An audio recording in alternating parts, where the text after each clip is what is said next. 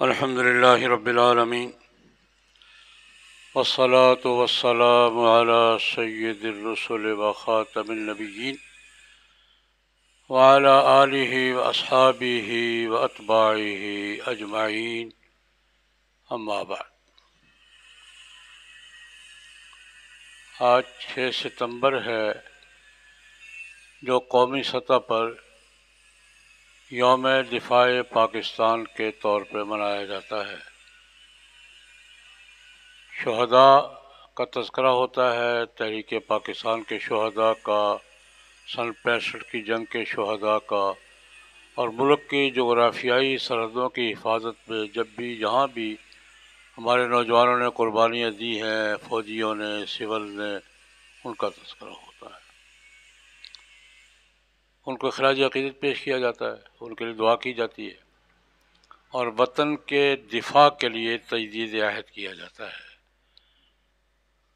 1965 میں آج کے دن بھارت نے، انڈیا نے پاکستان کے مختلف سرحدوں پر یلغار کر دی تھی، بالخصوص لاہور اور سیالکوٹ ان کا ٹارگٹ تھے۔ لاہور پہ قبضہ کرنے کے لیے چڑھائی کر دی تھی۔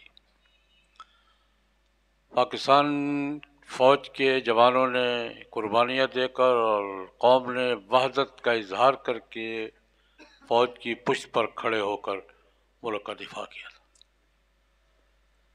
پرانے بزرگوں کو سارا منظر یاد ہوگا، مجھے تو یاد ہے، میں دیکھ بھی رہا تھا اور شریک بھی تھا اس جنگ میں، عملاً 2-3 حوالوں سے شریک بھی تھا۔ آج دفاع پاکستان کے حوالے سے ہم جس مقام پہ کھڑے ہیں، میں 3-4 حوالے ذکر کرنا چاہوں گا۔ وطن کا دفاع تو ہمارا فرض ہے، قومی فرض بھی ہے، دینی فرض بھی ہے،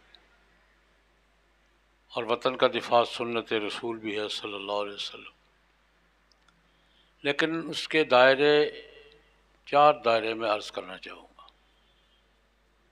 پہلا دائرہ تو سرحدوں کا دفاع ہے، جغرافیائی دفاع جسے کہتے ہیں۔ ہماری ملک کی سرحدوں کو جو خطرات درپیش چلے آ رہے ہیں، جو ہو سکتے ہیں، ہمیں اس سے باخبر ہونا چاہیے۔ اور سرحدوں کا دفاع بنیادی طور پر فوج کی ذمہ داری ہے، اور ہماری ذمہ داری ہے اس کے پیچھے کھڑے ہونا، وحدت کا اظہار کرنا، یکجہتی کا اظہار کرنا، اپنے جوانوں کو حوصلہ دینا، اپنے جوانوں کی پشت پناہی کرنا۔ لیکن جغرافیائی دفاع کے 2 پہلو ذکر کرنا چاہوں گا۔ ایک تو یہ ہے تکمیل پاکستان۔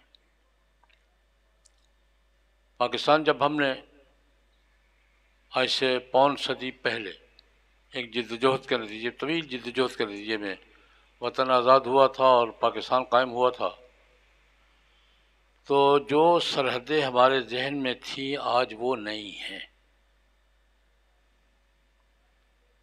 سب سے پہلے تو کشمیر ہماری سرحدوں کے اندر نہیں ہے، حالانکہ پاکستان کے بنیادی تصور کا لازمی حصہ تھا کشمیر۔ ان کا حق بھی ہے، ہمارا کشمیری قوم سے وعدہ بھی ہے ان کو آزادی دلانے کا، اور ان کا ہم سے وعدہ ہے کہ آزاد ہو کر پاکستان میں شامل ہوں گے۔ ان کا نعرہ کیا ہے؟ کشمیر بنے گا پاکستان، اور ہمارا نعرہ کیا ہے؟ کشمیر کو ہوگا آزاد۔ ہمارا آپس میں قومی معاہدہ ہے، ہمارا ان سے وعدہ ہے کہ ہم ان کو آزادی دلائیں گے، ان کا ہم سے وعدہ ہے کہ آزادی حاصل کر کے پاکستان میں شامل ہوں گے۔ ابھی تک یہ منزل دور ہے اور ابھی دور ہی نظر آ رہی ہے۔ اس کے ساتھ یہ پہلو بھی ہمیں نہیں بھولنا چاہیے کہ جو پاکستان سن 47 میں ہم نے قائم کیا تھا، اس کے ایک حصہ ہم گنوا چکے ہیں، اپنی کوتاہیوں کی وجہ سے، اپنی بے توجہی کی وجہ سے، اور جن کوتاہیوں کی وجہ سے آدھا حصہ ہم گنوا چکے ہیں آج سے سن 71-72 میں، ان کوتاہیوں سے ہم نے توبہ نہیں کی۔ مجھے اور آپ کو بڑی سنجیدگی سے جائزہ لینا، جن ہماری حماقتوں کی وجہ سے ملک تقسیم ہوا تھا، مشرقی پاکستان ہم سے الگ ہوا تھا، پاکستان 2 حصوں میں تقسیم ہوا تھا اور ہماری فوج سرنڈر کر گئی تھی. ہماری کوتاہیاں تھیں، وہ کوتاہیاں فرضی نہیں ہیں، ریکارڈ پہ موجود ہیں. میں یہ بات باضابطہ کرنا چاہوں گا، جسٹس حمود الرحمان کی سربراہی میں کمیشن قائم ہوا تھا، عدالتی سپریم کورٹ کے چیف جسٹس کی سربراہی میں. انہوں نے مشرقی پاکستان کی علیحدگی کے اسباب لکھے تھے، ملک کی تقسیم کے اسباب پہ بحث کی تھی، رپورٹ موجود ہے. جو انہوں نے نشاندہی کی تھی کہ یہ وجہ بنی تھی، یہ وجہ بنی تھی، یہ وجہ بنی تھی، یہ وجہ بنی تھی، وہ ساری وجوہات آج بھی ہم میں موجود ہے اور ہم نے ایک سے بھی توبہ نہیں کی.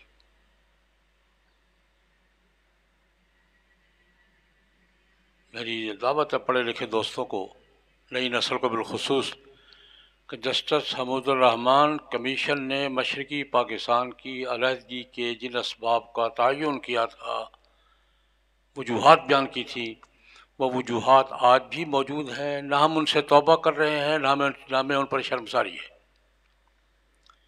اس لیے یہ بات پہلی بات میں یہ کہوں گا کہ ہمیں پاکستان کے تقسیم ہونے کے اسباب اور اپنی سرحدوں کے بدلنے کے اسباب معلوم رہنے چاہیے، اس لیے تاکہ آئندہ ہم وہ احتیاط کر سکیں. اور دوسری بات میں نے عرض کی ہے، جب تک کشمیر آزاد ہو کر پاکستان کا حصہ نہیں بنے گا، پاکستان کی جغرافیائی سرحدیں مکمل نہیں ہوں. اس پر بھی ہمیں نظر ثانی کرنی چاہیے کہ ہم کشمیر کے ساتھ کیا کر رہے ہیں، ہمیں کیا کرنا چاہیے، ذمہ داری کیا بنتی ہے، کوتاہیاں ہماری کیا ہیں. ایک دائرہ تو یہ ہے جغرافیائی دفاع کا، ہم جغرافیائی سرحدوں سے محروم کیوں ہوئے ہیں، اس کے اسباب، کشمیر کیوں نہیں آ رہا ہے، اس کے اسباب. اس کے ساتھ ہمیں اپنی فوج کے ساتھ پاکستان کی سرحدوں کے ایک ایک چپے کے دفاع کے لیے اپنے عزم کی تجدید کرنی چاہیے کہ جب بھی ضرورت پڑی ملک کو، ملک کے کسی سرحد میں قربانی کی، ہم اپنی فوج کے ساتھ ہیں، پیچھے کھڑے ہیں. لیکن ساری باتیں درمیان میں یاد رکھتے ہوئے، باتیں بلا کر نہیں. ایک دوسری بات، پاکستان کے دفاع کا ایک دائرہ تہذیبی ہے اور اس پر بھی ہمیں سنجیدگی سے سوچنا چاہیے. 2 قومی نظریہ سر سید احمد خان مرحوم نے پیش کیا تھا، اقبال نے اس کو ریفائن کیا علمی دنیا میں، فکری دنیا میں، قائد اعظم مرحوم نے اس کی قیادت کی اور 2 قومی نظریے کی بنیاد پر پاکستان بنا. 2 قومی نظریہ کیا تھا کہ ہندو تہذیب الگ ہے، ہماری تہذیب الگ ہے، ہم اکٹھے نہیں رہ سکتے، الگ الگ ہونا چاہیے. میں سر سید کے دائرے کی بات کر رہا ہوں. 2 قومی نظریہ، مسلمان الگ قوم ہے، ہندو الگ قوم ہے، اس کی تہذیب ثقافت الگ ہے، ہماری تہذیب ثقافت الگ ہے، ہم اکٹھے نہیں رہ سکتے، ہمیں الگ ہونا چاہیے. مسلم ثقافت کے تحفظ کے لیے اور ہندو ثقافت کے غلبے سے بچنے کے لیے. ہمارا ملک کی علیحدگی کا موقف کیا تھا؟ مسلم ثقافت کے تحفظ کے لیے، ہندو تہذیب کے غلبے سے بچنے کے لیے اور امتیاز قائم رکھنے کے لیے. ہم نے کہا تھا کہ 2 قومیں ہیں، ہم الگ ہوں گے، اکٹھے نہیں رہیں گے، اور یہ ہماری تہذیبی بنیاد تھی ملک کی تقسیم کی اور پاکستان کے قیام کی. میں ایک سوال کرنا چاہوں گا، کیا ہمارا تہذیبی کشمکش اور 2 قومی نظریے سے اور الگ قومی تہذیب سے کیا مطلب یہ تھا کہ ہم ہندو تہذیب کی غلامی سے نکل کر، غلبے سے نکل کر انگریز تہذیب پہ شامل ہوں گے، یا یہ تھا کہ مسلم تہذیب کا احیاء کریں گے؟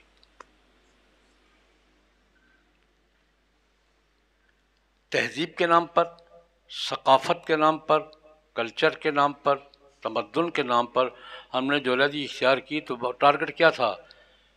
تو ان سے تو آزادی حاصل کر کے ہم نے اپنی تہذیب بحال کرنی ہے یا انگریزی تہذیب میں جانا ہے؟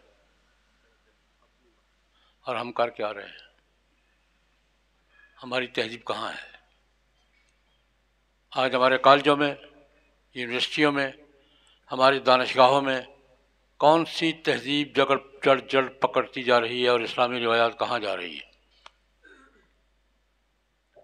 یہ کچھ اتنا معمولی سوال نہیں کہ نظر انداز کر دیں۔ ہم نے ہندو تہذیب سے علیحدگی اختیار کی تھی انگریزی تہذیب قبول کرنے کے لیے نہیں، مسلم تہذیب کے احیاء کے لیے۔ آج ہمارے ریاستی ادارے، ہمارے سرکاری محکمے، ہماری تعلیم گاہیں، ہماری دانشگاہیں مسلم تہذیب کے احیاء کی بات کر رہی ہیں یا ویسٹرن تہذیب کے غلبے کی بات کر رہی ہیں؟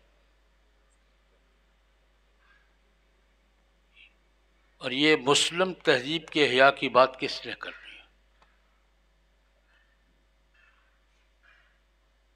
یہ میں سوال اٹھا رہا ہوں۔ آج ہمارا ایک تہذیبی دائرہ ہے، ہم نے ہندو تہذیب کی غلامی سے، غلبے سے نجات حاصل کی تھی مسلم تہذیب کے احیاء کے لیے، مسلم ثقافت کے احیاء کے لیے، اور ہم گھستے چلے جا رہے ہیں ویسٹرنائزیشن میں،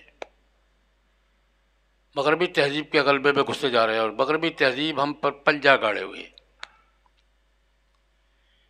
دوسرا دائرہ میں نے کیا عرض کیا ہے، ہمارا دفاع وطن کا، اپنی تہذیب کا دفاع، اپنی تہذیب کا تحفظ، مسلم تہذیب کی بحالی، اپنی ثقافتی روایات کی بحالی، یہ بھی دفاع وطن کا تقاضا ہے، پاکستان کے دفاع کا ایک مستقل دائرہ ہے۔ تیسری بات،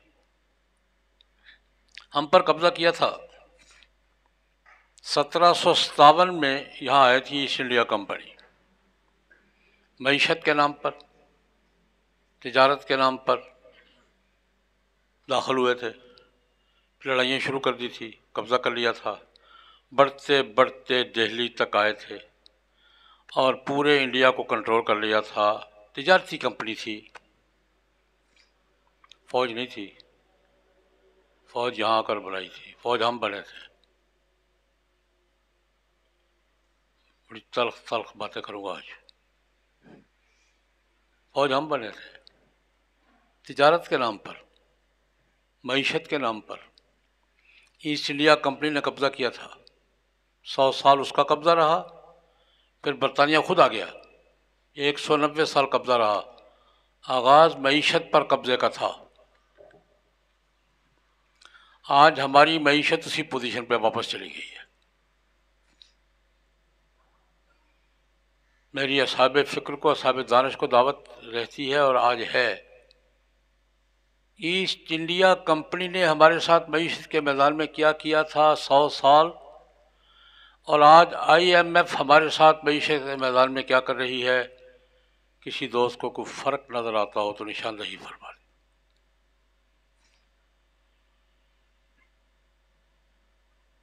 آج وہی معاملہ ہمارے ساتھ آئی ایم ایف کا ہے، جو ایسٹ انڈیا کمپنی نے ہمارے ساتھ معاملہ کیا تھا وہی معاملہ آئی ایم ایف کا۔ ہماری معیشت ہمارے کنٹرول میں ہے، یہ مہنگائی اور قرضے ہمارے پڑوس میں، وہ کسی سے کچھ نہیں مانگ رہے۔ کل کی رپورٹ ہے، ڈالر میں 72 افغانی ہے اور 350 روپیہ ہے، افغانی کرنسی 72 روپے ڈالر میں ہے، اور ہماری کرنسی ڈالر میں کتنی ہے؟ وہ یوں نہیں کر رہے کسی کے سامنے۔ اور عالمی بینک، ورلڈ بینک کی رپورٹ یہ ہے کہ انہوں نے اپنی 30% معیشت بحال کر لی ہے، اور ہم نے کتنے فیصد لوز کی ہے؟ ہم بحال کر رہے ہیں، لوز کرتے جا رہے ہیں۔ میں تفصیلات میں نہیں جاتا، میں کہتا ہوں ہم معیشت کے میدان میں بھی آج آئی ایم ایف کے غلام ہیں، ورلڈ بینک کے غلام ہیں، ہماری معیشت ہمارے ہاتھ میں نہیں ہے۔ سادہ سی بات ہے، ہمارا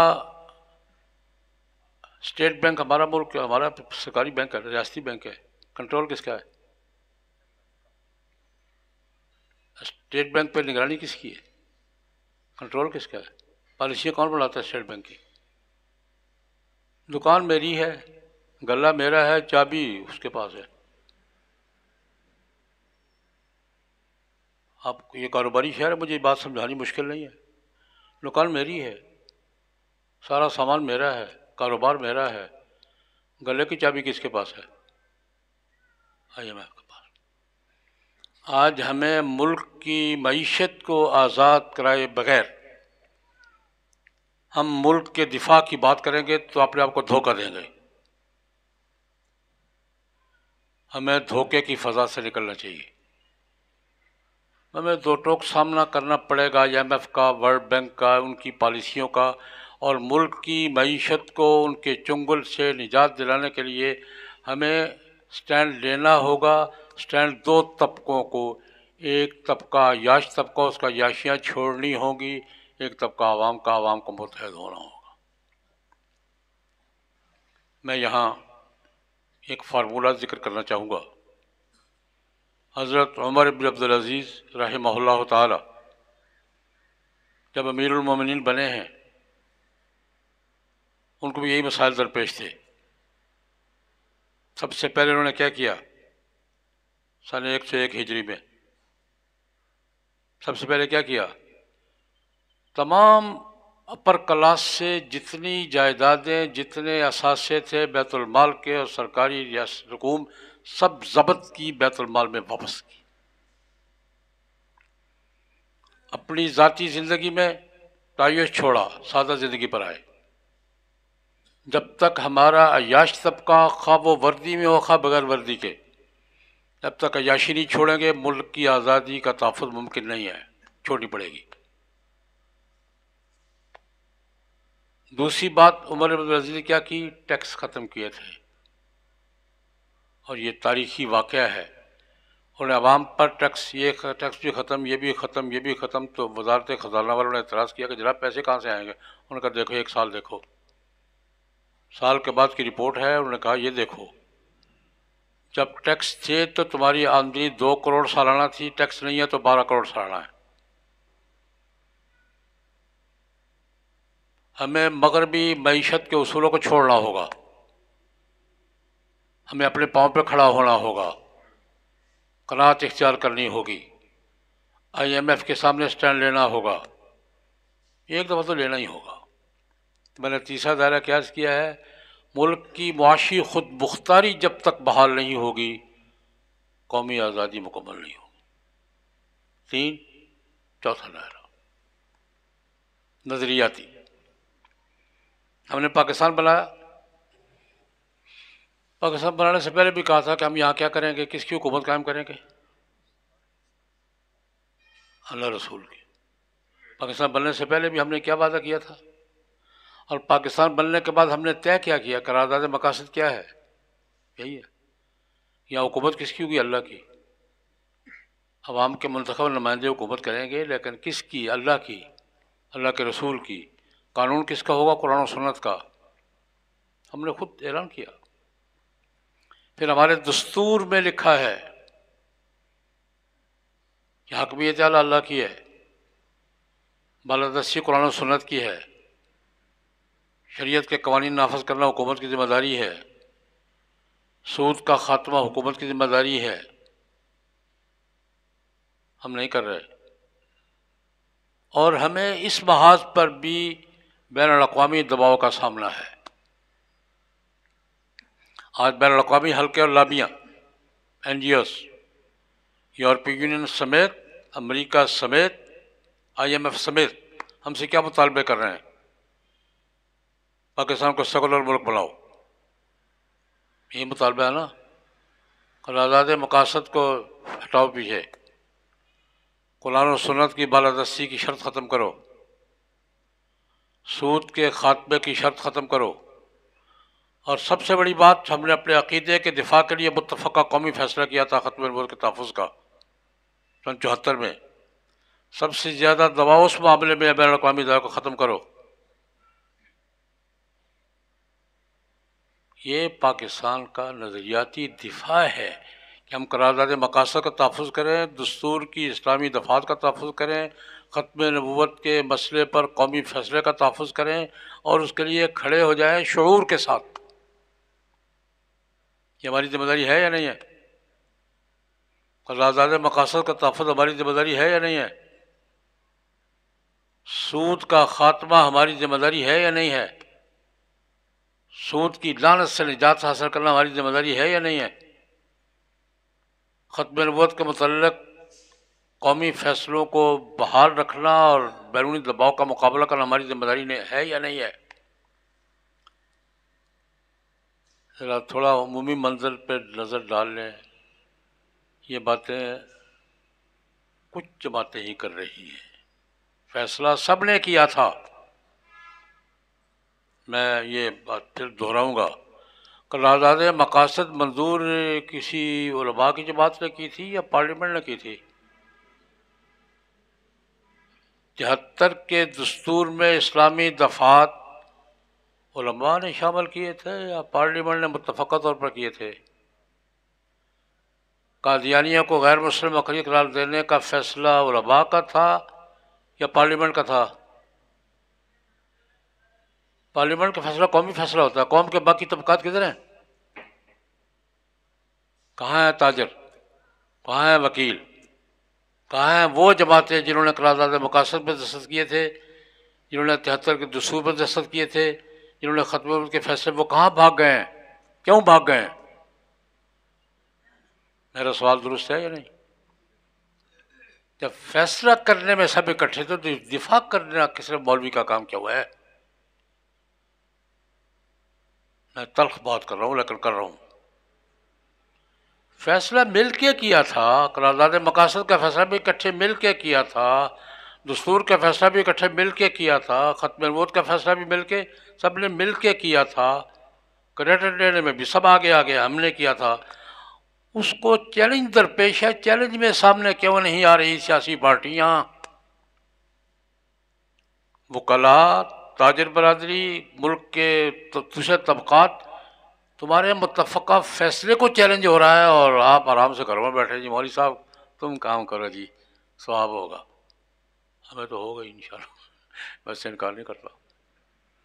تو میں نے 4 دائرے عرض کیے ہیں. آج دفاع پاکستان کے تقاضے 4 دائرے ہیں.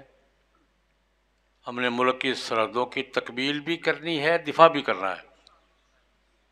ہم نے مسلم تہذیب کا تحفظ بھی کرنا ہے، بحال بھی کرنی ہے، اور انگریزی تہذیب کا اسی طرح مقابلہ کرنا جیسا ہندو تہذیب کو کیا تھا. ہم نے پاکستان کی قومی معاشی خود مختاری بحال کرنی ہے تاکہ قومی خود مختاری بحال ہو. اور ہم نے ملک کے دستوری نظریاتی فیصلوں کا تحفظ کرنا ہے.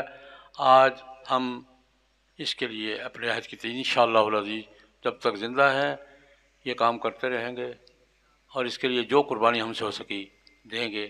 اللہ اس وطن کو سلامت رکھے، اس وطن کے فیصلوں کو سلامت رکھے، اس وطن کے امتیاز کو سلامت رکھے، اور ہمیں اس کا دفاع کرتے رہنے کی توفیق عطا فرمائے. اللہم صلی اللہ علیہ وسلم.